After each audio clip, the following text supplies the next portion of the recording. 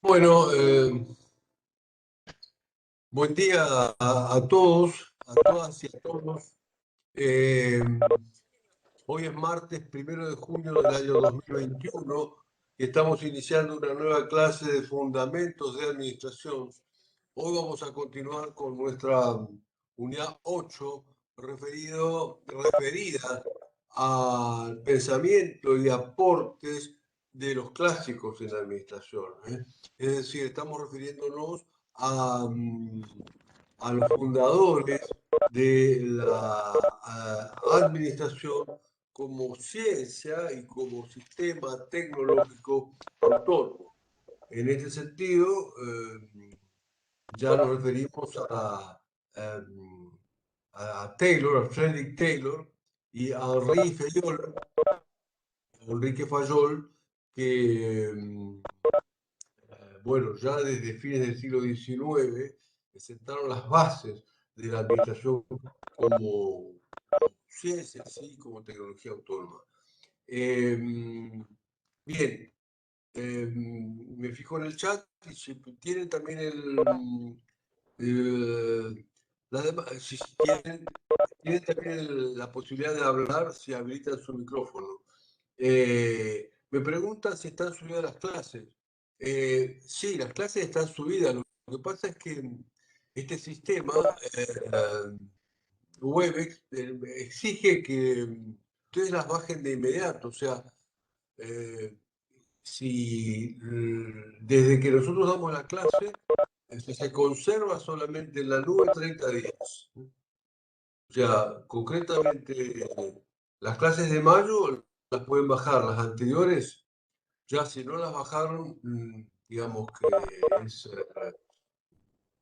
materialmente imposible, ¿no? Así que ustedes lo que tienen en el aula virtual es el link, ustedes tienen en el aula virtual el link a eh, a un drive específico. ¿Hasta qué unidad entra el segundo parcial? Mira, el segundo parcial va a entrar casi toda la materia, o sea, va a entrar toda la unidad 8 y 9, seguro, eso seguro, toda la 8 y la 9. Probablemente el primer punto de la 10, eh, inicio de la 10 con respecto a cuáles son los nuevos desafíos que hoy enfrenta la administración, ¿eh? La 8 y la 9 seguro, probablemente un pedacito pequeño de la 10. Bien, entonces, si les parece bien, vamos a empezar a compartir. eh, vamos a empezar a compartir el material siguiendo con lo que ya habíamos estado viendo en la última clase, ¿no? El material que ustedes tienen, ¿no? Acá estamos, ¿eh? Material que ustedes tienen en el aula virtual sobre la unidad 8.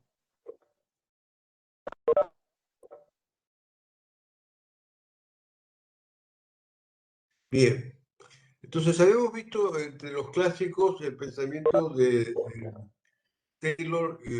A ver, esto es.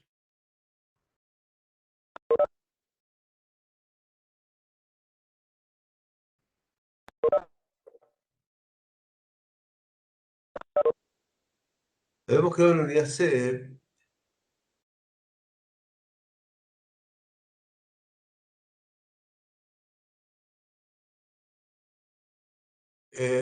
A ver, un segundito, por favor, que no quiero confundirme.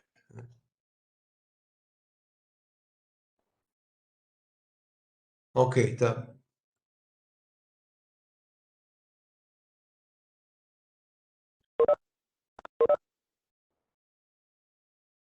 Estoy viendo que está mal el título de esta lámina, pero en su material está bien, ¿eh? Estamos en la lámina 16, donde habíamos comenzado a ver la teoría de las relaciones humanas, ¿eh? En la teoría de las relaciones humanas surge en la década, fines de los 20, tipo 1929, comienzo de los años 30, donde realmente surge como oposición eh, al enfoque de Taylor y de Fayol, tratando justamente de humanizar, de dar un enfoque desde el hombre a la administración. Y justamente aporta una serie de diagnósticos y recomendaciones muy positivas para el hombre, para cada persona que integra una organización, pero muchas veces, como apretada síntesis de esto de las teorías de las relaciones humanas, aporta grandes soluciones para el hombre, para la motivación del hombre, inclusive para lo que hace a su conformación de grupos, reconoce la conformación de grupos y la importancia de los grupos. Pero se ocupó tanto del hombre y de los grupos que muchas veces, frecuentemente, se olvidó de la organización en sí. Y no nos olvidemos que el objeto, lo que estudiamos, sobre lo que trabajamos en administración son las organizaciones. Las teorías de las relaciones humanas digamos que la soslayaron, ¿no? Esa es la gran crítica que se le hace, ¿no? Claro, volviendo justamente a la teoría de las relaciones humanas, tiene una gran influencia interdisciplinaria, pero sobre todo de ciencias humanísticas como la psicología, o psicología aplicada como la psicología del trabajo, que son ciencias y son técnicas que se siguen aplicando hasta ahora, y la sociología, o sea, la gran influencia de la psicología y la sociología. Desde este punto de vista, primero, lo que se buscó desde la psicología del trabajo fue la adaptación del trabajador al puesto de trabajo, o sea, cómo facilitar al hombre que se adecue a su puesto de trabajo, pero luego cambió el énfasis, sobre todo con estas teorías de las relaciones humanas, a que, o sea, ya desde 1930, o sea, hace 90 años, la necesidad de que el contexto de trabajo también se adapte al trabajador, ¿no? Hay que buscar es un doble esfuerzo de adaptación. En este tema de las teorías de las relaciones humanas hubo, a ver, lo que llamamos teorías transitorias, o sea, a ver, son precedentes, ¿no?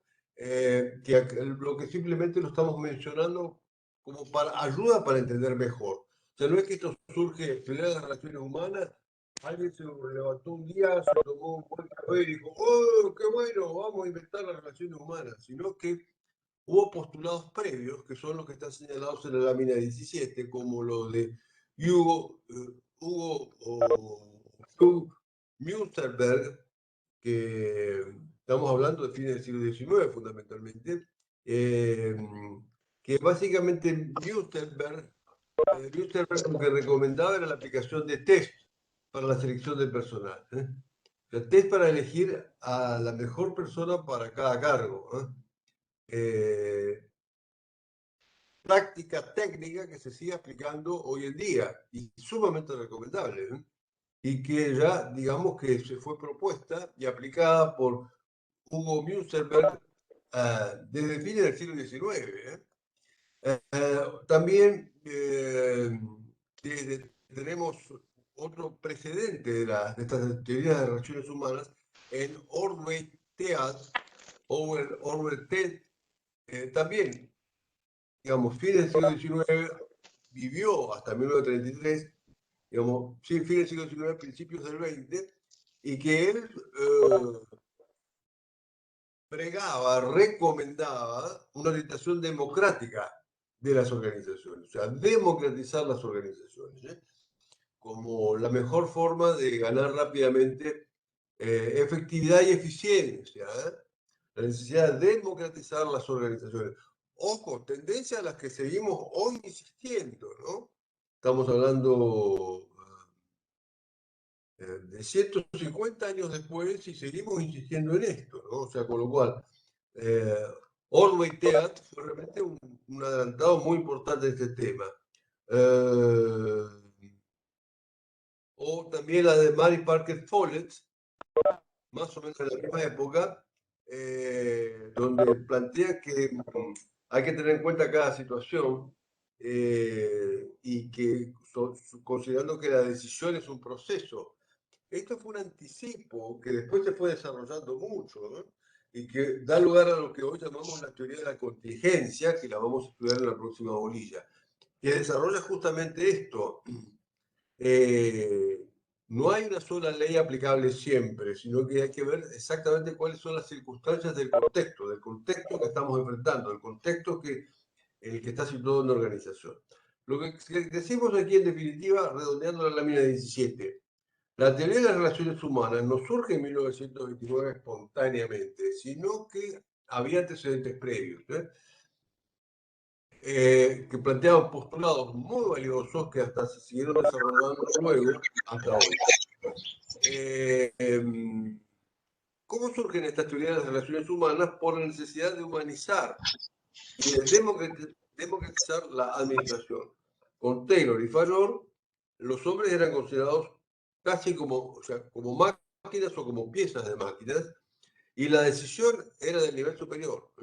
Se tomaba la decisión arriba y bajaba, y los superiores tenían que cumplirla y punto.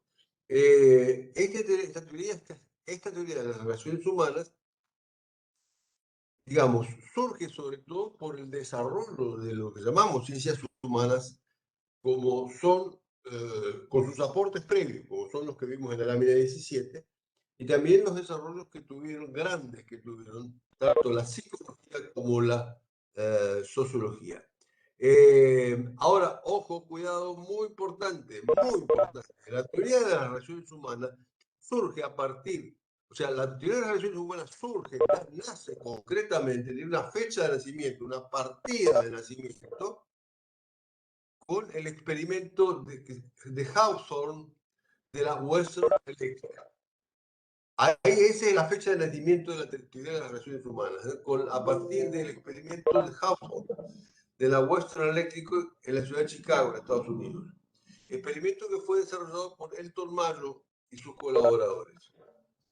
O sea, ojo, cuidado, teoría de las relaciones humanas, vimos esencialmente qué, vimos sus postulados básicos y que surge como reacción a las posturas mecanicistas de Taylor y Fayol, pero esencialmente el punto de nacimiento es las conclusiones del experimento de Hawthorne de Western Electric, y esto ustedes lo tienen que recordar. Ojo, les cuento primero sintéticamente la historia, sintéticamente, o sea, la Western Electric, la Western Electric era una compañía que producía poquitos instrumentos de iluminación, distintos tipos de lámparas y focos. Entonces, ¿qué le convenía a la Western Electric? Que la gente quisiera estar mejor iluminada.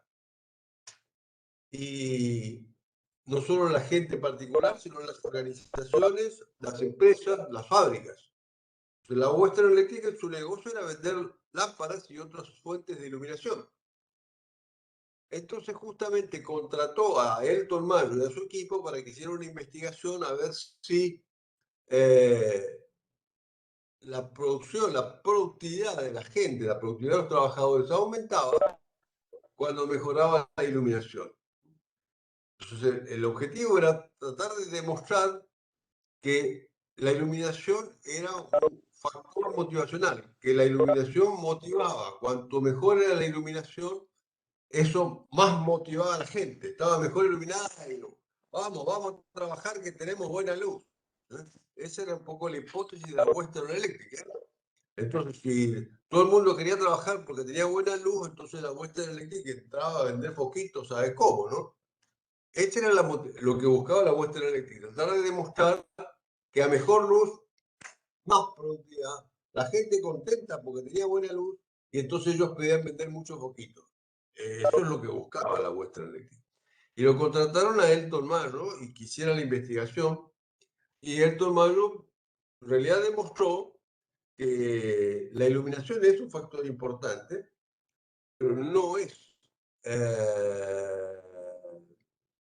La iluminación es un factor importante, pero no es la principal motivación de la gente. La principal motivación de la gente es el reconocimiento y el respeto por el otro. El respeto de sus superiores y de sus iguales, relaciones de respeto, y el reconocimiento como persona en la organización y de su valor en el trabajo. reconocimiento y respeto. Entonces, eso en primer lugar, junto con otros factores, la remuneración, por supuesto, ¿no? Entonces, esto como síntesis, ¿no? ¿Estamos hasta acá? ¿Me van siguiendo? Bien. Entonces, digamos, ahora vamos a entrar en detalle, gracias Marcela, gracias Ailén, el experimento de Hawthorne, así se pronuncia, Hawthorne. En realidad tuvo 4 fases, lo importante no es ver todos los detalles del experimento, sino entender de qué se trató. En las primeras fases de la investigación buscaron medir el impacto del cambio en la iluminación, sobre todo, en la productividad. O sea, si había, al mejorar la iluminación, mejoraba la productividad. Y en una segunda etapa, ver si había otros factores psicológicos, además de la iluminación, ¿no? Esto es lo que buscó el experimento desde su inicio. Primero ver si realmente la iluminación motivaba para la productividad, o sea, significa no solo más producción, sino cuidando los costos y las inversiones, y además si había en una segunda etapa otros factores psicológicos. Y bueno, lo que se demostró, a ver, un segundo, por favor, estamos en la lámina 19. Vamos a la lámina 20. En realidad lo que se demostró es en la primera etapa, con respecto a si la iluminación es un factor motivacional, y se demostró que la iluminación tiene poco que ver. A ver, concretamente, del experimento surgió que se hicieron 2 grupos. Les cuento cómo fue. O sea, se hicieron 2 grupos de trabajo, de trabajadores, que estaban en 2 galpones exactamente iguales. Exactamente 2 grupos iguales, en 2 galpones exactamente iguales y supervisados de la misma forma. Lo único que en el grupo A se le variaba la iluminación, o sea, se le fue haciendo variar la iluminación de forma controlada. Y en el grupo B se mantuvo siempre la misma iluminación. Entonces, en el grupo A, donde se variaba la iluminación, el experimento se empezó a elevar la iluminación. Un 10% más, le elevaron un 10% de la iluminación y la productividad aumentaba. Aumentó la productividad. Los muchachos de la Western decían, espectacular, lo que vamos a vender de poco con esto. Le aumentaron la iluminación otro porcentaje, el 20%, y volvió a subir la productividad, mucho más que el 20%. Con lo cual la Western se puso re contenta. Esto sí que está bueno, ahora sí que vamos a vender poco. Y siguieron aumentando hasta que llegaron a un punto que pusieron reflectores que tenían a la gente prácticamente ciega. ¿Y qué pasó? Siguió aumentando la productividad, siguió aumentando la productividad. Entonces dijeron, no, esto no puede ser, no puede ser. Ya hay un exceso total de iluminación. Vamos para atrás, hagamos al revés. Ahora, bajemos, o sea, de lo normal que teníamos, bajemos la iluminación un 10%. Bajaron, o sea, no del extremo, sino de la normal, la bajaron un poco, volvió a aumentar la productividad. La bajaron después un montón, hasta un punto en que la gente estaba casi ciega, pero después de oscuridad, de casi no ver. ¿Qué pasó? Volvió a aumentar la productividad. Volvió a aumentar la productividad, con lo cual, evidentemente, no era la iluminación lo que hacía aumentar la productividad. No era la iluminación lo que hacía aumentar la productividad. ¿Se entiende? El grupo A, donde se hizo variar la iluminación, primero mejor, hacia arriba, más iluminación, siguió aumentando siempre, hasta llegar a un máximo en que la gente estaba encandilada. Y luego se la bajó al extremo hasta llegar a un punto en que la gente estaba casi ciega, a ver, no ciega, sino a oscuras. Y siempre aumentó la productividad. Y en el grupo B, donde la iluminación fue la misma, pero, digamos, simplemente se supervisó a la gente y la gente se daba cuenta claramente que estaba siendo supervisada. ¿Qué pasó? En el grupo B al principio aumentó un poquito la productividad, poquito, poquito, y ahí se mantuvo nomás. No pasó nada, no bajó tampoco. ¿Me explico? Entonces quiere decir, claramente este experimento, en esa primera etapa, quiere decir que la iluminación no era un factor motivacional, por lo menos no era importante. En la segunda etapa pasaron a ver, bueno, qué otros factores había, particularmente psicológicos o sociales. Y lo que se pudo demostrar es lo que está en esta lámina 20, y ahí viene lo más importante de teoría de las relaciones humanas. Que a los empleados les gustaba trabajar en salas de pruebas, o sea, en estas salas, en los dos galpones que armaron, para hacer el experimento, a los empleados les gustaba estar ahí. Porque parecía más divertido, se notaba que estaban siendo observados, que no era parte de la rutina general de trabajo, y les parecía más divertido. La supervisión no era tan estricta, tan acá, diríamos hoy a cara de perro, de lo que era habitualmente, eh, y eso tranquilizaba un poco, le sacaba ansiedad al trabajador, con lo cual, digamos, al trabajador le gustaba sentirse en esa situación de prueba, ¿eh? En esas salas, en las dos, la A y la B, había un ambiente amistoso, con menos presiones. Se permitía alguna conversación entre ellos y eso aumentaba la satisfacción en el trabajo. Disminuyó enormemente el temor al supervisor, porque el supervisor ahí, en tanto en A como en B, funcionaba más como orientador. A ver, en definitiva, ¿qué demostró Hobson? La iluminación no es un factor importante. Segundo, lo que sí es importante es que la gente se sienta positivamente observada. ¿Eh? Y además, sí, que se sienta controlada, pero se sienta controlada ¿por qué? Porque es importante lo que hace. O sea, el supervisor tiene que controlar porque es importante lo que estamos haciendo todos, el trabajador y el supervisor. Por eso es importante, la gente debe saber que está controlada, pero no como policía que busca castigar, sino como quien busca ayudar. El supervisor tiene que supervisar, controlar, porque es importante lo que hacemos y para ayudar a hacerlo mejor.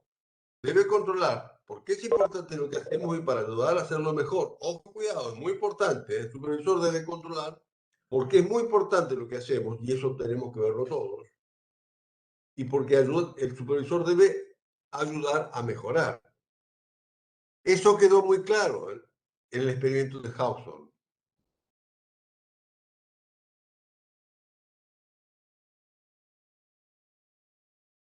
Por eso, después de estas dos etapas anteriores, donde quedó claro que había otros factores psicológicos, particularmente el cambio en el sentido de la supervisión, hacia una supervisión que ayude, positiva en la relación humana y que ayude al trabajador,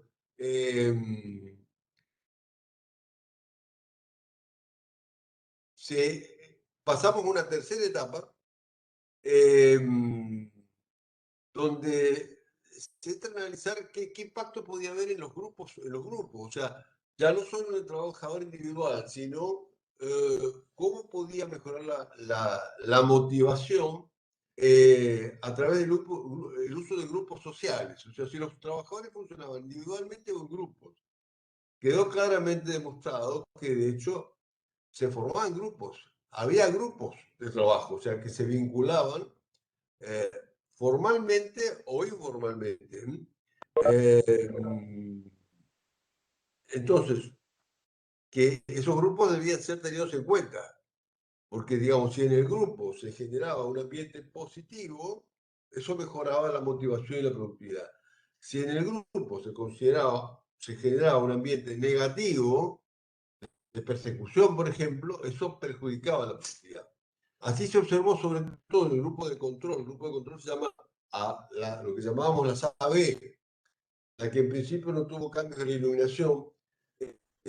Los empleados consideraban humillante la supervisión vigilante y controladora. O sea, había supervisores que los ayudaban y había supervisores que no, como no varían las condiciones físicas del trabajo, no variaba la iluminación, entonces siguieron con esas formas de supervisión tradicional eh, de, mm, digamos, diríamos acá adaptarlo, ¿no? Digamos, dura, cumplir, cumplió, te castigamos, no me pidas que te ayude. ¿Eh? Entonces, en ese caso, esto se volvía desmotivante. ¿Eh? Entonces, ¿qué descubrimos hasta acá? La gente valora que la valoren, que la reconozca y que la valoren. Y además la gente valora su pertenencia a un grupo. ¿Y cómo lo tratan dentro de ese grupo? ¿No? Por ejemplo, los mecanismos de supervisión. Y eso generó particularmente entonces en Western Electric, en la compañía de venta de foquitos, que es un programa de entrevistas al personal, o sea, entrevistas periódicas al personal para ver sus opiniones eh, sobre la mejor organización del trabajo, ¿no? Sobre cómo estaban trabajando en esa fábrica, en cada galpón, digamos, ¿no? O sea, ese método de entrevistas periódicas al personal, esto es algo muy recomendable que continúa. ¿Eh? Eh, si no es como no hacerlo, es como, bueno, como que me niego a ir al médico. No importa lo que sienta, yo me niego a ir al médico, así no me entero lo que me pasa. ¿Eh? Es decir, las empresas, en la medida que se hacen más grandes y que enfrentan complejidad, uno de los elementos, así como necesitan información contable, necesitan también saber qué piensa su personal, y las entrevistas periódicas internas son fundamentales, y esto surge de la teoría de las relaciones humanas, ya desde este experimento de Hawthorne.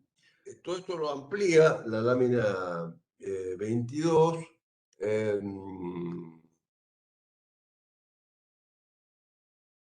eh, Donde se descubrieron algunas características de los grupos así, en sí mismos, que el grupo, por ejemplo, se ponía un objetivo.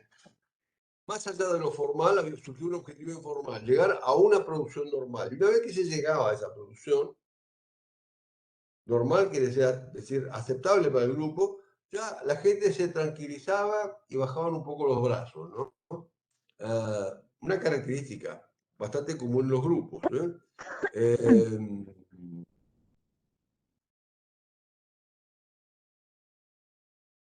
También aparece claramente la figura del delator, ¿eh? Si alguno justamente del grupo estaba avisando a los superiores que algo que no funcionaba bien en el grupo, o sea, es una figura que quedó muy clara ya desde 1930 y que esto sigue, digamos que se hizo muy evidente después, ¿no? Pero que en los grupos naturalmente surge esto como un riesgo, la figura de un delator, a veces suele llamarse también carnero, ¿no? O sea, el que está trabajando para la contra, ¿no? Entonces, pero bueno, son características habituales de los grupos que hoy son comunes, en el año 1930 aparecen como una novedad.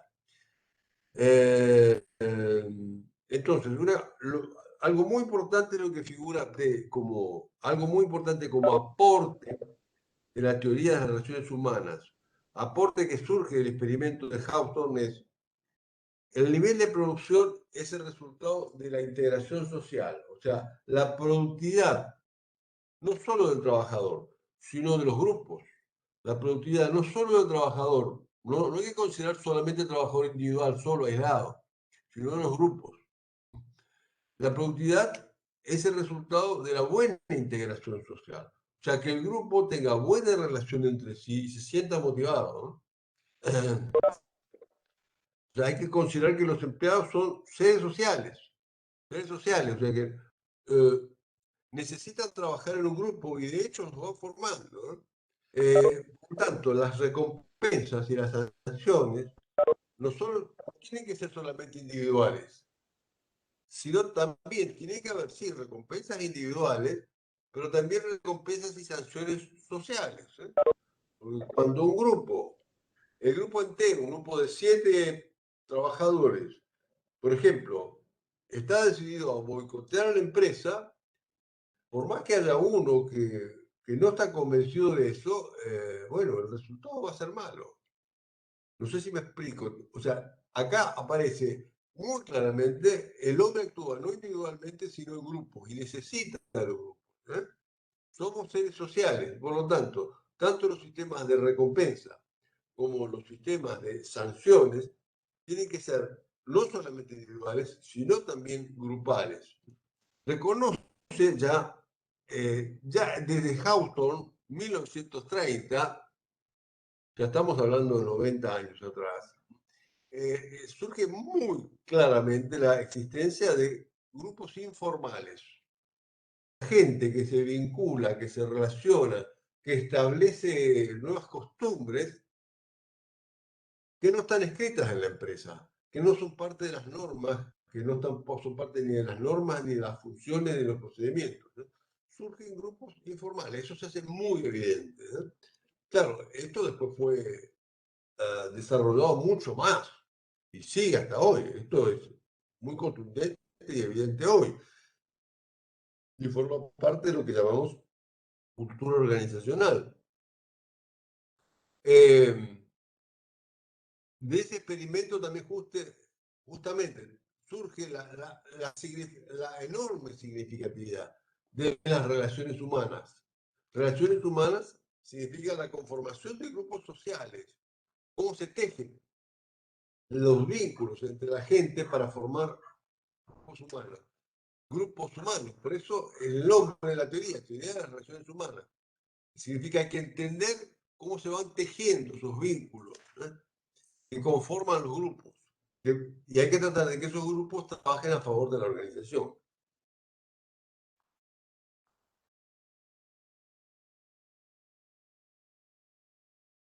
Bien, y hay un punto que muy importante que es, a ver, que había sido señalado por Fayol, pero acá le dan otro matiz, otro tono, la importancia del contenido del cargo, la definición del cargo.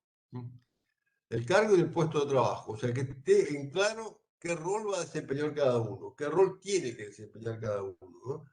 Cada trabajador, ¿no? El cargo que ocupa. Y la buena descripción del puesto de trabajo que puede ocupar uno o más trabajadores. Es decir, es una misión, un puesto de trabajo es una misión clave eh, para el buen funcionamiento de una empresa, ¿no?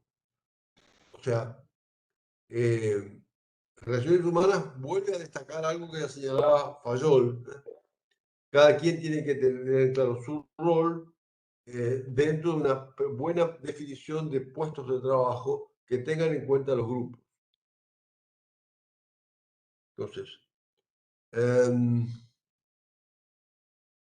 bueno, seguimos profundizando en la lámina 24, sigue profundizando lo que ya venimos diciendo, que en definitiva el ser humano es un ser social, que se forman sí o sí grupos y que acá la esencia es tratar de que los grupos trabajen positivamente en pos de los objetivos de la organización y que no que cada uno dejarlos que se vaya cada uno por su lado, que boicoteen a la empresa, eh, y lo peor de todo es no prestarles atención, hacer como que no existe. Eso es lo peor que puedes hacer, digamos, no considerar la existencia de grupos cuando de hecho siempre existen. Eh, entonces,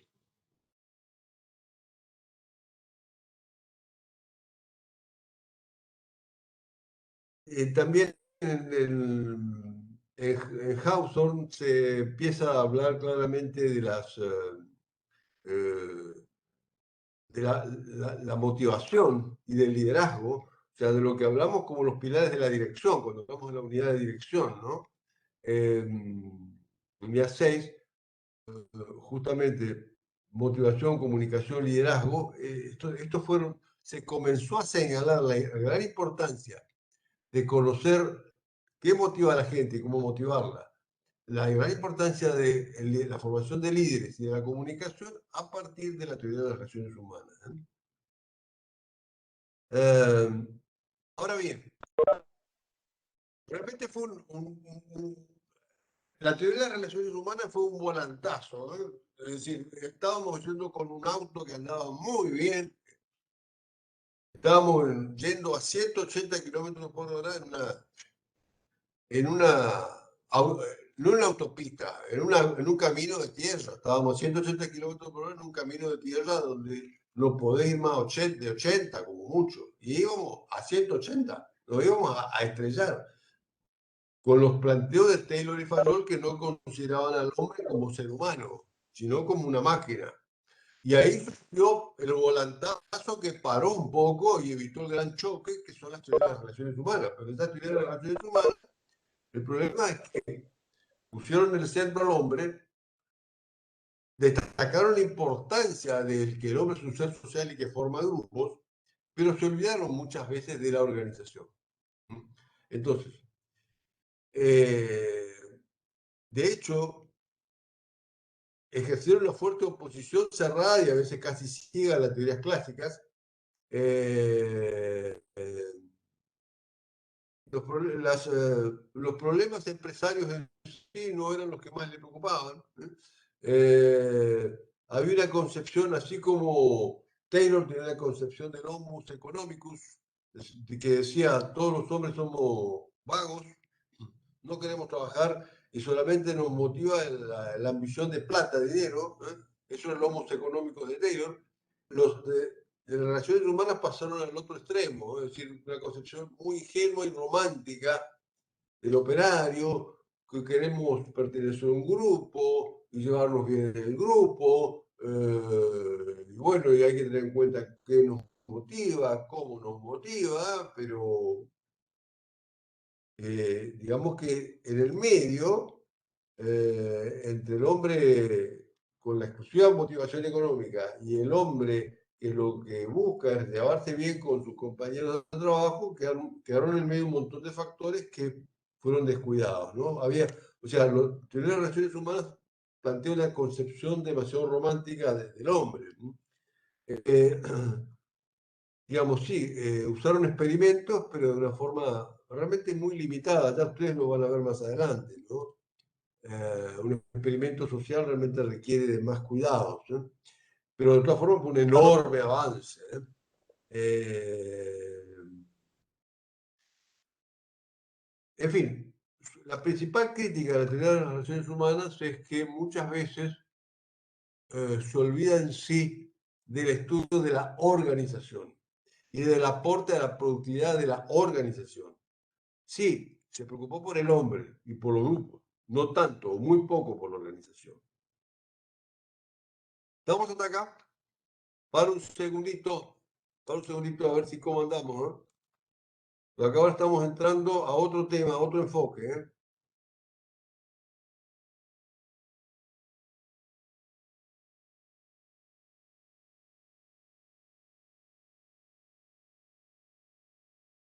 Eh, bien, alguien me pregunta de experimentos. Ustedes van a ver lo que es el experimento. Un experimento significa eh, poder tener control de una realidad que querés conocer, pero tenés que controlar el contexto. Entonces, si vos, por ejemplo, un experimento siempre implica la realidad que querés conocer, podés formar eh, dos grupos o dos muestras exactamente iguales. En una la dejás exactamente como viene la naturaleza, como está. Y en la segunda haces cambiar una variable, la que querés estudiar, como fue Hawthorne. Se trató primero de hacer cambiar la iluminación, nada más que una. Eso es un experimento. Vos tenés, por ejemplo, si quisieras conocer más del comportamiento de las hormigas, tendrías que tener dos grupos de 100 hormigas, iguales, del mismo tipo, en la misma zona, y ver, a una dejarlas que actúen como quieran, y a las otras que le vayas cambiando, por ejemplo, el tipo de hojitas que le pones. Si te interesa estudiar su preferencia por las hojitas. El experimento siempre implica por lo menos dos grupos iguales y en uno haces cambiar la variable que te interesa estudiar. Esto se entendió, esto lo van a ver muchos ustedes más adelante. Digamos, es muy importante el experimento, se usa también, por ejemplo, en marketing, en investigación del mercado, pero tenés que tener un muy buen control, requiere de sistemas de control para ver, ¿para qué? Para tener que los dos grupos o los dos, las muestras que tomes sean iguales, sean iguales. En una tenés que poder experimentar, significa variar solo una variable, cambiar solo una variable. No podés estudiar varias a la vez. En eso, este experimento de Houston es bastante criticado, o sea, faltaron controles, faltó prolijidad. Aún así, lo que arrojó fueron hallazgos muy importantes.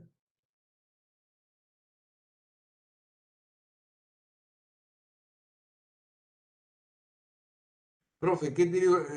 Mirá, esta está en todos los libros de administración, todos, particularmente, en todos, pero particularmente en Álvarez y Chavenato, o Kunz, ¿eh? O sea, es un tema clásico fundamental de la administración. Chavenato, tanto Álvarez como Chavenato desarrollan muy bien este experimento de Hawthorne como base, como cimiento de las relaciones, de la teoría de las relaciones humanas. Recuerden, lo importante no es el experimento en sí, sino es la teoría de las relaciones humanas y su aporte. Eh, eh, Acá dice Lautaro, las relaciones interpersonales entre empleados no solo se mantienen obligatoriamente dentro de la organización. A ver, a ver, las relaciones humanas se mantienen porque somos humanos. La empresa no las puede suprimir. O sea, si intenta suprimirlo es como decir, bueno, chicas y muchachos, acá yo soy autoridad y ordeno, vamos a dejar de respirar por 5 minutos. ¿Cómo te vas a mantener vivo si dejas de respirar? Capaz que algunos sobreviven más de 5 minutos, normalmente no. ¿eh? No podemos, mucho menos estar en clase. O sea, nosotros por el hecho de ser humanos somos seres sociales y necesitamos vincularnos. O sea, es decir, no hace falta obligación, es parte de nuestra naturaleza el vínculo humano. El tema es que Taylor y Fayol no lo reconocían, no le daban importancia porque había otras prioridades. Y ya vamos a ver que hubo otras teorías, otros desarrollos teóricos que al principio no lo reconocieron. Ya vamos a entrar en eso, entramos ya de hecho en lo que se llama la teoría burocrática, que reconocía muy parcialmente esto de las relaciones humanas. Las relaciones humanas, ¿por qué existen? Porque somos humanos y respiramos, nos alimentamos, nos comunicamos no solo por la palabra, sino también por gestos, por ejemplo. Por lo tanto, hay que reconocerlo. Y porque somos humanos, somos sociales, formamos grupos. Y esto hay que reconocerlo. Si no negar una parte muy importante de la realidad. Es como que yo diga, yo como soy autoridad, soy el presidente de la nación XX, declaro que no existe la fuerza de gravedad, así que desde mañana todo el mundo a volar. Y Profe, voy a ¿me conseguir, escuchás? y dos o tres locos que se matan tirándose desde el techo, ¿viste? O sea, creyendo que pueden volar. ¿Viste? No sé si me explico. La realidad Profe, hay que reconocerla.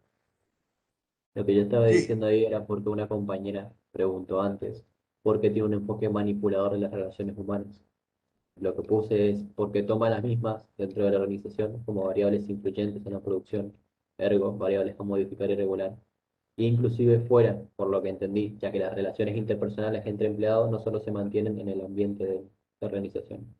Era eso, me estaba intentando responder a un compañero que había preguntado algo. Eso es lo que no entendí. entendí bien no entendí bien la pregunta. Tu observación es correcta. Lo que no entendí bien es la pregunta. Es que, si no recuerdo mal, en lo último en la última pestaña que, bueno, que mostraste, en las críticas que se le hacían, era justamente que este enfoque de las relaciones humanas, esta teoría, decía, tiene un enfoque manipulador de las relaciones humanas, como controlador, regulador. Y por eso la pregunta Eh, era, ¿por qué tiene un enfoque manipulador de las relaciones humanas? ok, súper, súper. No, el enfoque manipulador se daba, por un lado, o sea, en la forma en que fue diseñado el experimento, ¿no? Donde ya se trataron de probar algunas hipótesis y la visión era reducida, limitada, ¿no? Con lo cual, el experimento fue muy valioso, pero también muy limitado, ¿no? Porque el manipulador en el sentido justamente de que faltaron, hubo faltas metodológicas en el experimento, ¿no?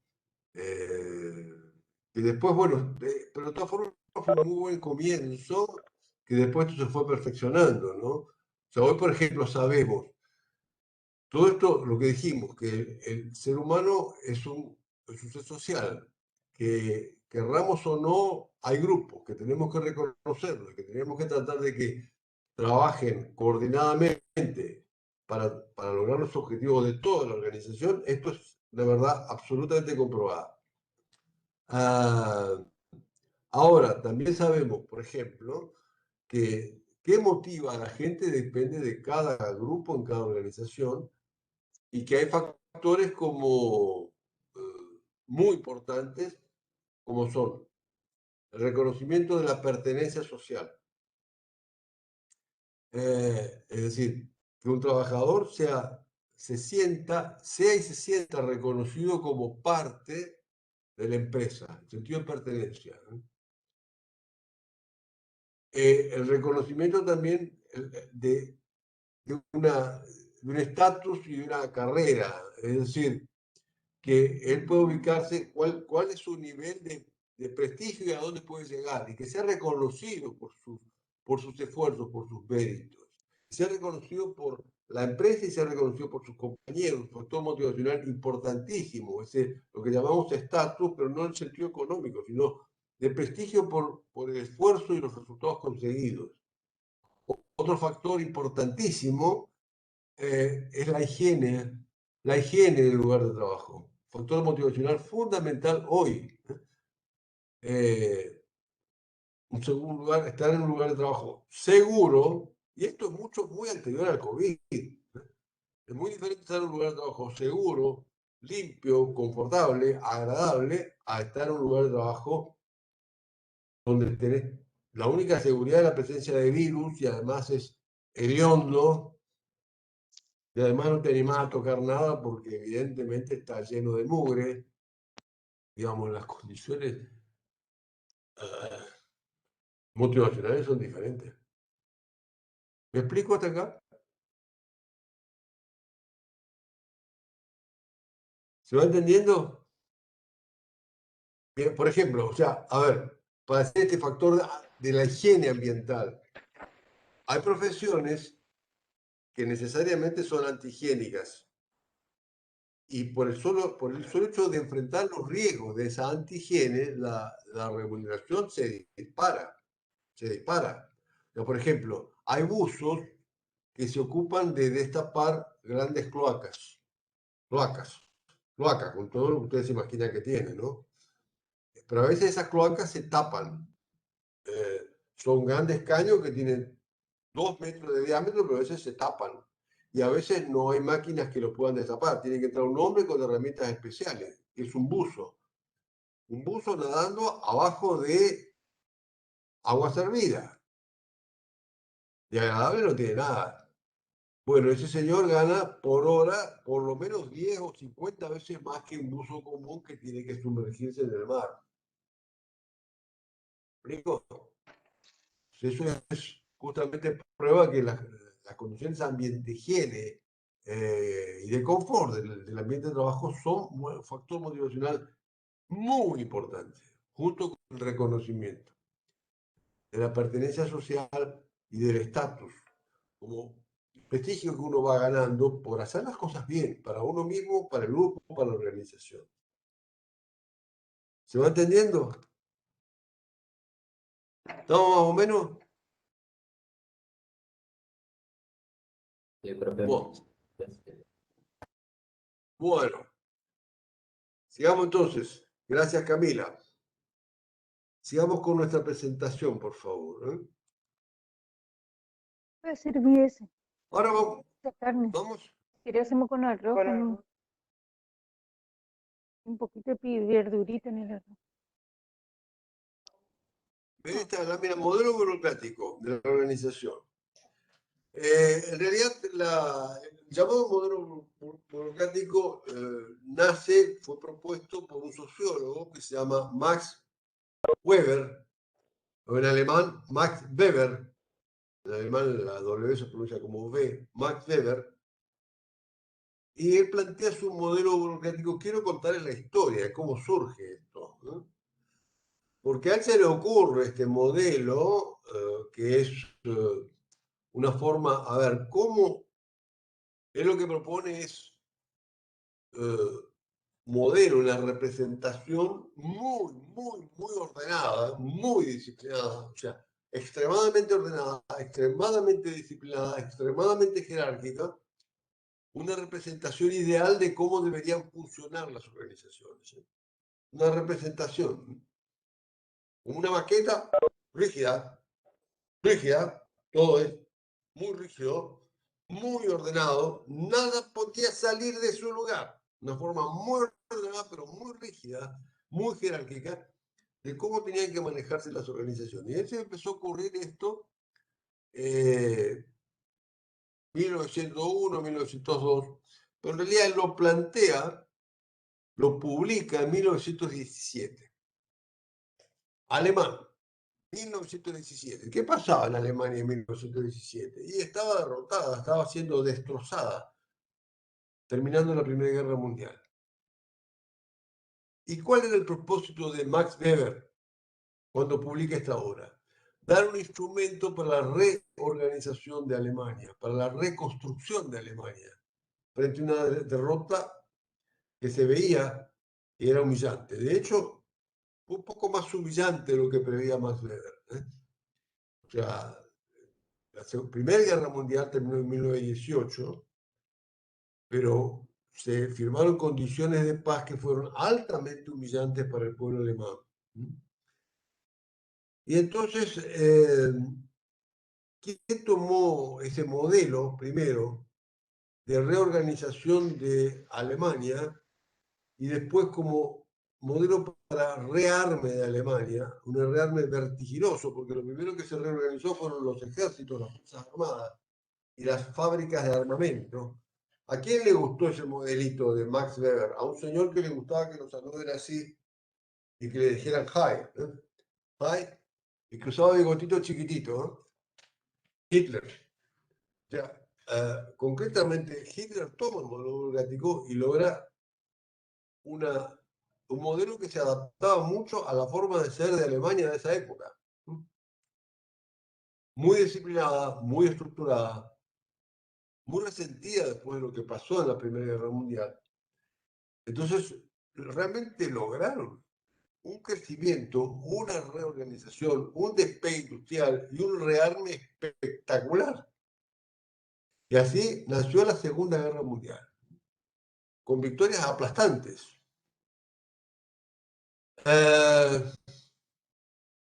Pero después, quiero contar la historia en síntesis, o sea, ¿por qué nace este modelo burocrático tan rígido? Nace de condiciones circunstanciales particulares de un pueblo particular, como era Alemania en 1917. Sí, un segundo. Después de la Segunda Guerra Mundial, ese mismo modelo es adoptado,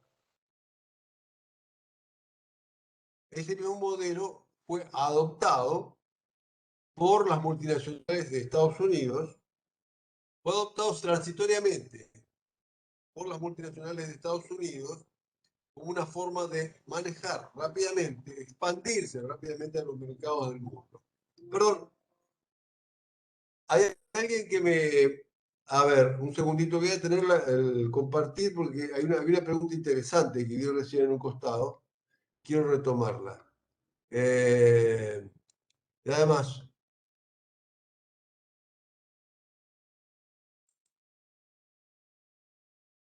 a ver,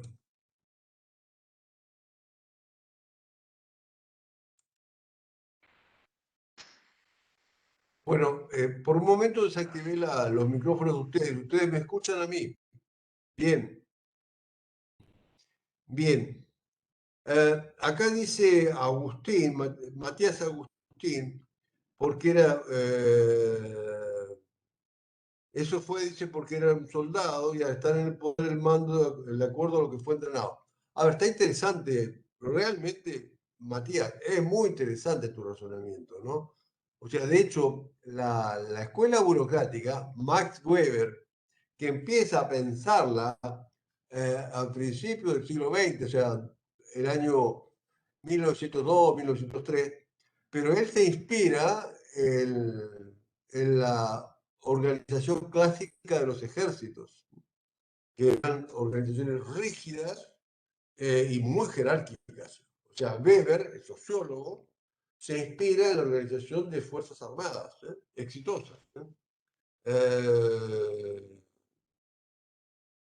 Florencia, la burocracia surge como consecuencia de necesidades que las organizaciones sintieron de orden y de exactitud.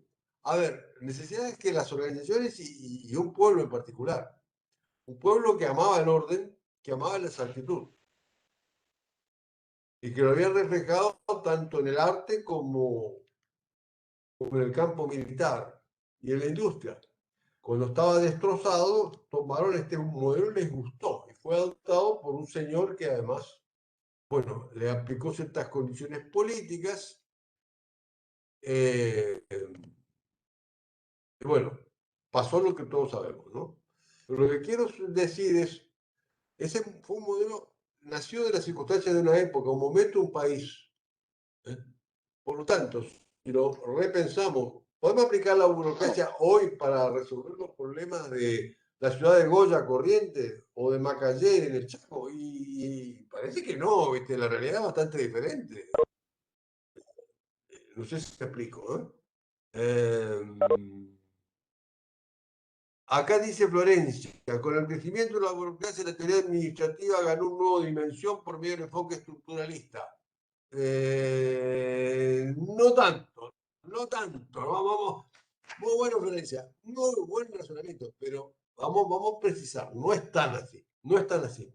Ya vamos a ver, porque la burocracia nace antes. La burocracia nace antes, la burocracia es la madre del estructuralismo. El estructuralismo nace después. Ya lo vamos a ver. Estamos viéndolo. Vamos a compartir y vamos a aclarar ese punto que me parece muy importante, Florencia. Brillante tu acotación, pero vamos a compartirla. Vamos a justamente acotarla. Entonces, vamos a ver. Burocracia, justamente, burocracia significa gobierno desde el escritorio. O sea, hoy nos parece nefasto. Si que un tipo gobierne un país sentado en un escritorio sin estar en la realidad, parece nefasto. Bueno, en ese momento parecía como una solución, porque las sociedades necesitaban orden y precisión, como ustedes decían. Eh, exactamente.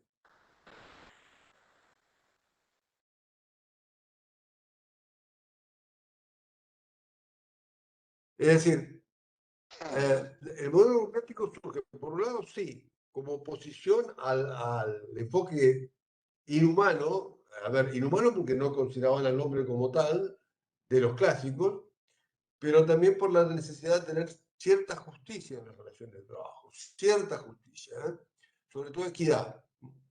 La finalidad del modelo democrático es el detalle,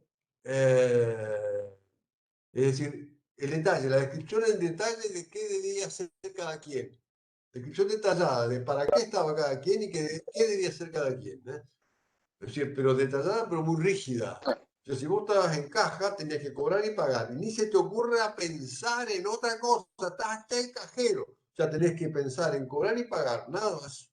No tenés que mirar nada más. Ni se te ocurra a ver qué pasó con el último partido de fútbol de este equipo. No, eso estaba prohibido. O sea, a ver, la finalidad era la rápida descripción de las funciones y de para qué estaba para cada quien y de cómo tenían que ser las comunicaciones y de cómo no tenían que ser. O sea, era una teoría demasiado rígida, pero sirvió para su momento y su lugar.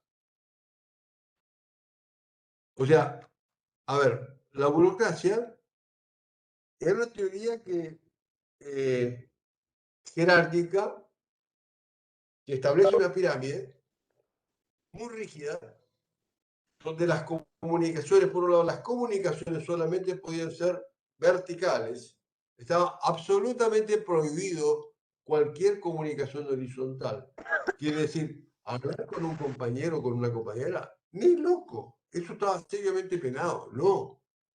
Las comunicaciones tenían que ser solamente verticales y tenían que ser del jefe hacia el subordinado, dar órdenes. El jefe solamente podía dar órdenes. Juancito, tenés que hacer esta tarea. Punto. Solo dar órdenes. Y el subordinado solamente podía responder por el resultado. Jefe, hice la tarea. Acá está. Nada más. Ni se te ocurre, me sentí mal, me agarró COVID. No, no, no, no. Hice la tarea o no la hice. Por esto. O sea, la comunicación tiene que ser solo vertical en el sentido solo de dar órdenes y explicar resultados. Nada más. Estaba absolutamente prohibida la comunicación en sentido horizontal. Otra cosa, había la excesiva limitación y precisión de las funciones. Cada cargo tiene que tener sus funciones. Eso está perfecto. Pero estaba prohibido pensar, hacer o mirar cualquier otra cosa. O sea, si yo tenía que ajustar una tuerca, tenía que pensar y hacer ajustar esa tuerca. Y nada más que eso, ajustar la tuerca. Nada más. O sea, con lo cual, no importa si se paraba la producción, yo tenía que seguir ajustando tuerca, aunque no hubiera tuerca. Es decir, había una rigidez excesiva. Bueno, que esa fue la gran crítica y es la gran crítica a la burocracia. El estructuralismo es otra cosa. Sin embargo, la burocracia justamente fue el primer intento de concepción integral de la organización. Fue el primer intento de concebir integralmente a la organización como un todo. Estamos hablando de 1917. Ojo, cuidado, 1917. Un primer intento muy válido de describir a la organización como un todo, con su área comercial, financiera, de recursos humanos, de producción y logística. ¿eh? Un avance impresionante y también permitió, vimos, entre otras cosas, justamente, primero el avance, la recuperación alemana, que terminó mal con la guerra y con los abusos de la guerra, pero después también permitió la rápida conquista de los mercados del mundo por muchas empresas, particularmente de Estados Unidos, allá por 1947, entre 1947 y 1950. ¿no? Realmente hubo pocos años, pero donde permitió la actividad burocrática una rápida expansión de multinacionales. Cuando el mundo estaba gran parte destrozado por las consecuencias de la Segunda Guerra Mundial. ¿no? Entonces, la teoría estructuralista nace allí, nace más o menos en 1950. ¿Qué pasó? Bueno, A ver, ¿para qué no escucho? ¿Quién me está hablando? busca acá, mami, porque yo no veo. Tiene el micrófono prendido nomás, profe.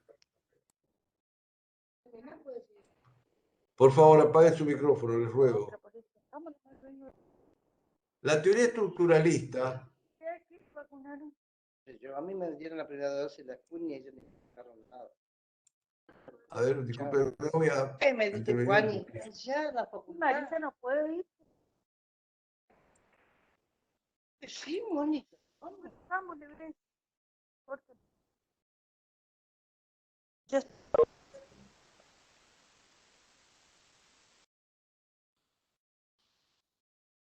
Les decía, la teoría estructuralista es una teoría sociológica, es decir, no es de administración.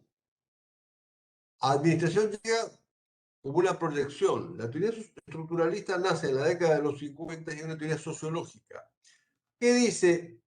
En primer lugar, tenemos que, para entender qué dice, qué propone la teoría estructuralista, tenemos que saber qué es una estructura. Ojo, cuidado, tenemos que saber qué es una estructura. Y esta es pregunta de examen. ¿Qué es una estructura? ¿Qué es una estructura? Es un conjunto de elementos interrelacionados. Diferente a un amontonamiento, ¿eh? Un amontonamiento es un conjunto de elementos que están así, se cayeron juntos, hay un montón de papelitos que se cayeron juntos. Esto es un amuchamiento, un amontonamiento, eso no es estructura. La teoría estructuralista no es la teoría burocrática, se inspira en la teoría burocrática, aprendió de la teoría burocrática, no es la teoría burocrática. La teoría burocrática conseguió una estructura rígida.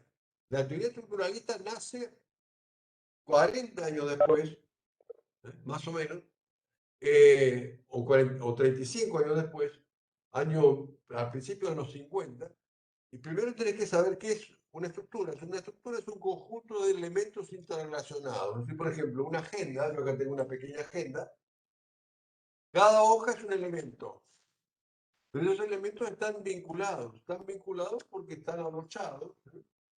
Entonces, es una estructura, un conjunto de elementos interrelacionados. La casa tiene una estructura sobre la que se apoyan las paredes, las ventanas, las puertas.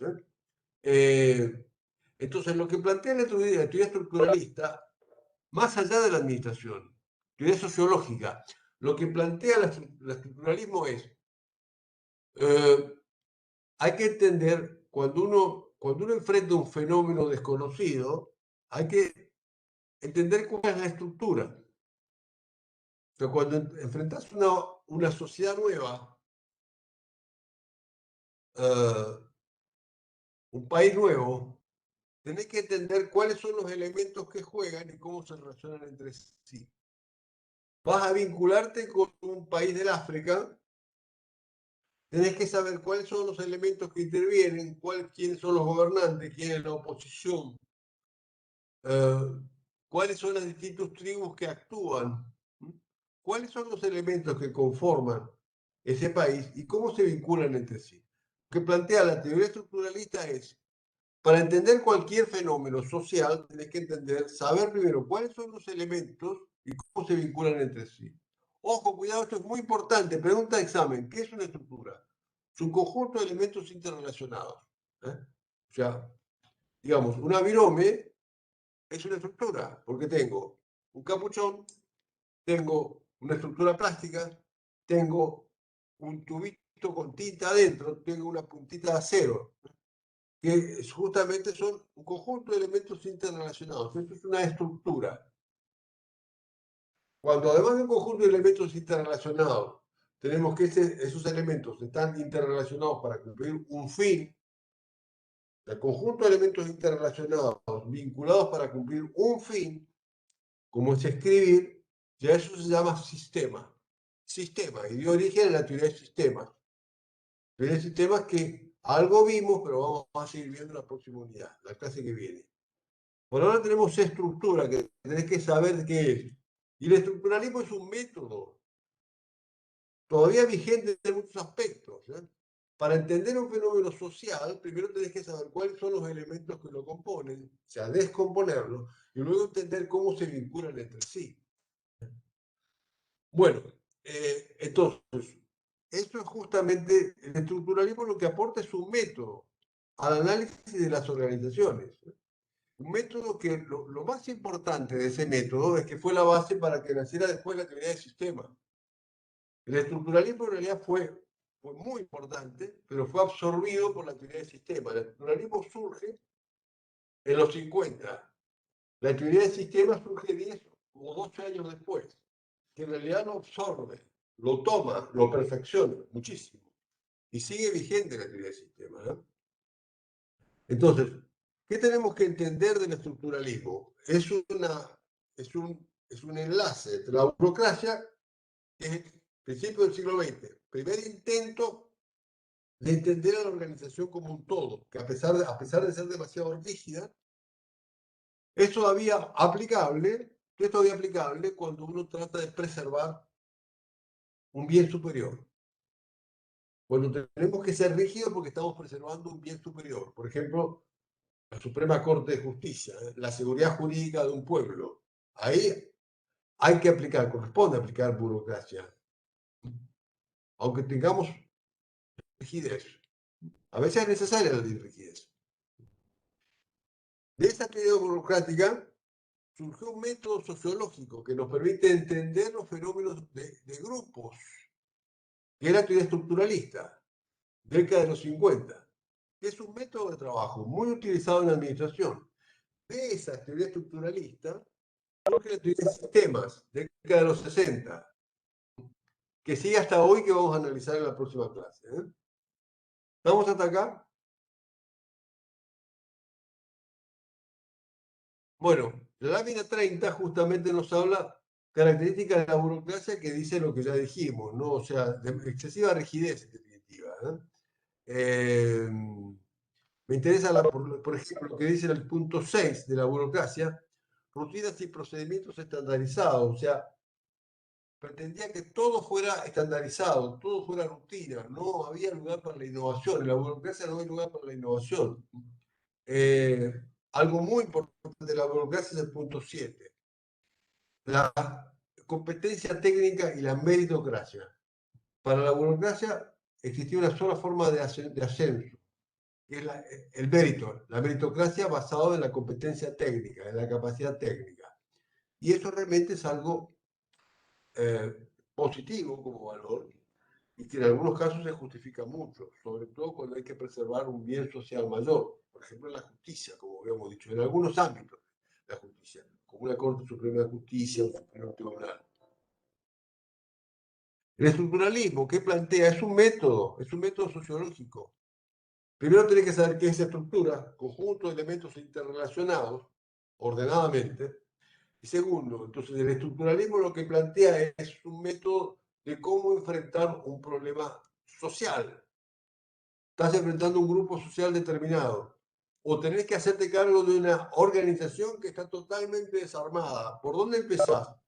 Primero por ver cuál es la estructura, es decir, cuáles son los elementos que juegan. Entendiendo por el elemento los grupos sociales. ¿Cuáles son los grupos sociales? ¿Cómo se vinculan entre sí? Horizontalmente y verticalmente. Luego que entendiste elementos y vinculación, ahí recién podés diagnosticar. Esto sigue vigente, ¿eh? Es un método muy, muy válido. Es el gran aporte del estructuralismo, ¿no? Que dio pie a la teoría de sistemas. Eso lo vamos a hablar en la próxima clase.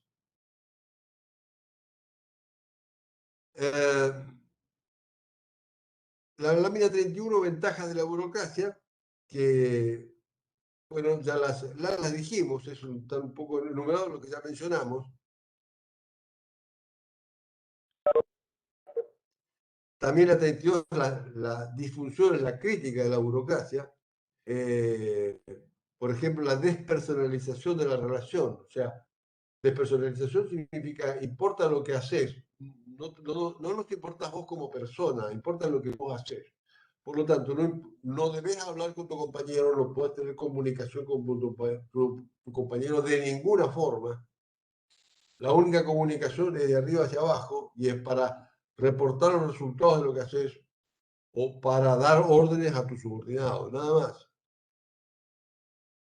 En fin, esto era, digamos, una teoría en definitiva demasiado rígida.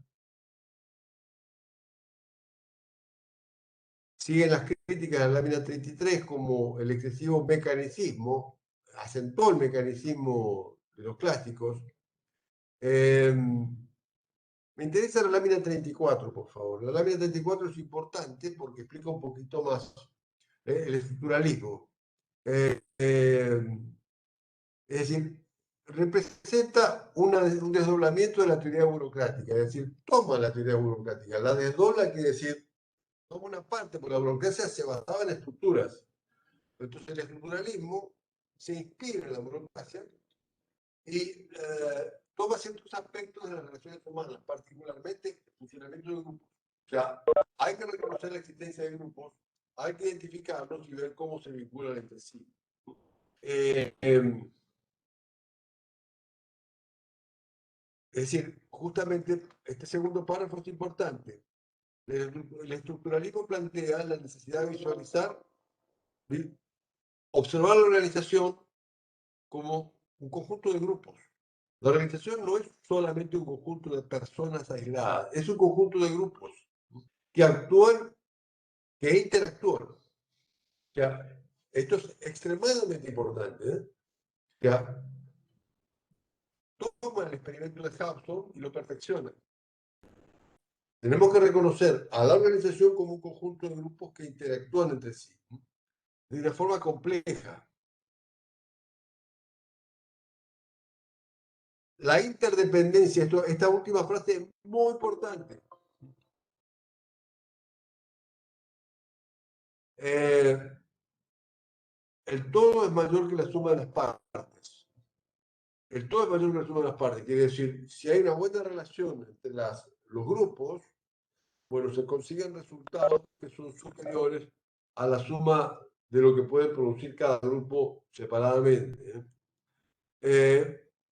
Había una pregunta sobre justamente de las clases subidas. Vamos a repasar eso. Las primeras clases, yo lo que les ofrezco es, a ver, concreto, porque repito, en este sistema de Cisco tenemos problemas con la nube.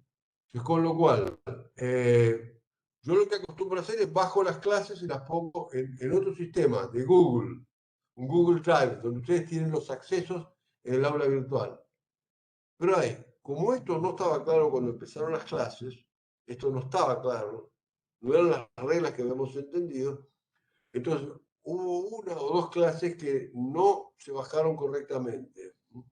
Entonces, concretamente, lo que les ofrezco, ya sea de esa una o dos clases o de otras, vamos a prever clases de repaso. O sea, si ustedes tienen una duda, me piden que hagamos una clase de repaso o de ampliación del tema y lo damos. Con mucho gusto. Profe, disculpe, ¿por dónde se lo pedimos eso? No te escucho. Buen día, profe, ¿cómo está? Disculpe, ¿por dónde le pedimos la clase sería? Bien.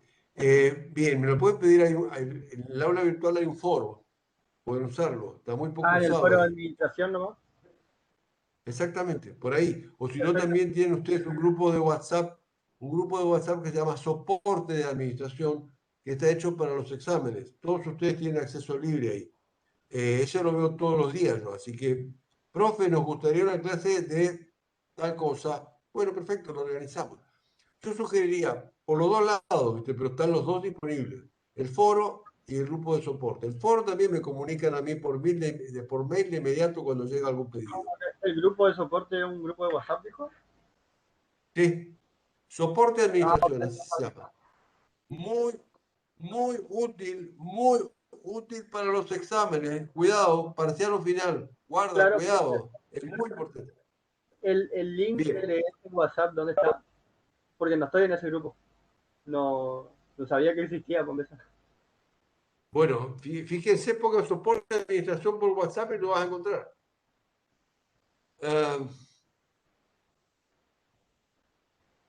Ok, gracias, profe. Por nada.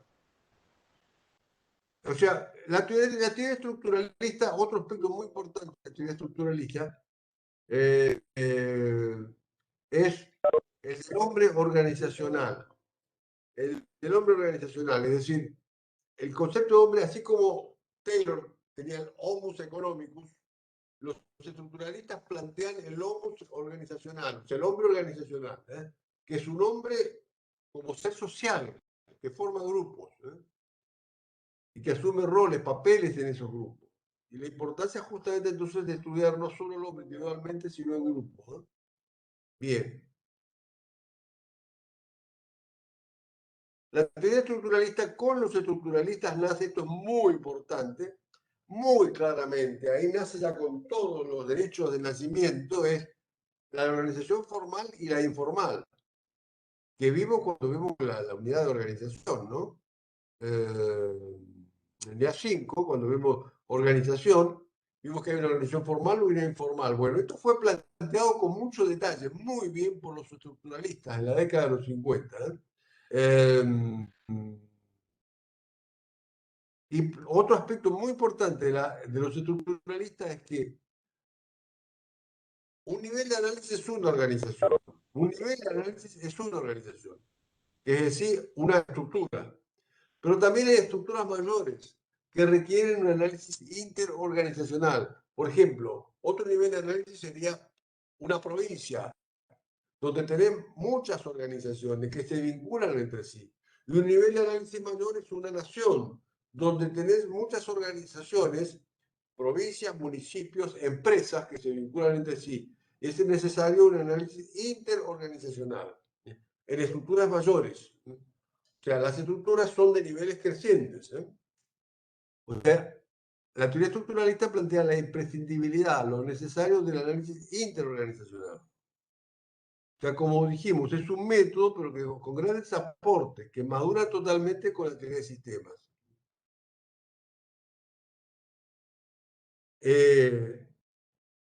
También una parte importante de esas estructuras que surge con mucha contundencia en el estructuralismo, mucha contundencia, es el reconocimiento de los conflictos. El conflicto como un fenómeno permanente en las organizaciones, que empieza a ser estudiado explícitamente por el estructuralismo en la década de los 50 y que luego se perfecciona mucho. Por eso el estructuralismo toma sus raíces, mete sus raíces en la burocracia, pero desarrolla un gran método con mucha vigencia y que se perfecciona en la teoría de sistemas que vamos a empezar a ver, vamos a ver en la próxima clase. Y con esto estaríamos terminando la unidad 8 en particular, que son el pensamiento de los clásicos, y vamos a empezar en la próxima clase la unidad 9 sobre teorías modernas y contemporáneas, ¿no? O sea, concretamente vamos a empezar desde la unidad 9, desde el jueves, es el pensamiento más o menos reciente, o sea, el pensamiento desde la década de los 60, más reciente, 60 años para atrás, ¿no? 60 años a esta parte, ¿no? Y en la 10 vamos a ver lo que estamos viendo, lo que se avisora, lo que podemos avisorar, lo que esperamos, lo que es esperable muy concretamente hacia el futuro, ¿no? Gracias Fabricio por el link, buenísimo, espectacular. Bien, con esto terminamos el desarrollo del contenido de hoy. ¿Dudas, inquietudes?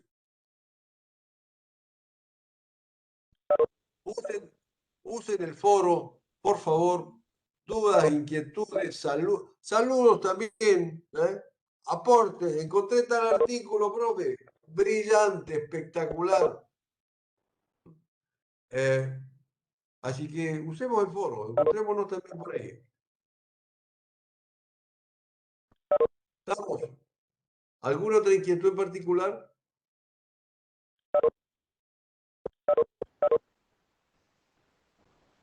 Yo, profe, yo tengo anotada la fecha del parcial, pero no sé si es correcta, el segundo. A ver. Hubo un cambio ahí de Secretaría Académica que nos adelantaron el parcial. A ver, ¿cuál tenés? Porque, por ejemplo, están así como seguidos el 15, el 16, el 17 y el 18, como que están seguidos los parciales. Los días sería. El El parcial parcial es el 15 de junio. el 15. Ajá. Acá lo Sí, anoto, el parcial es el martes 15 de junio.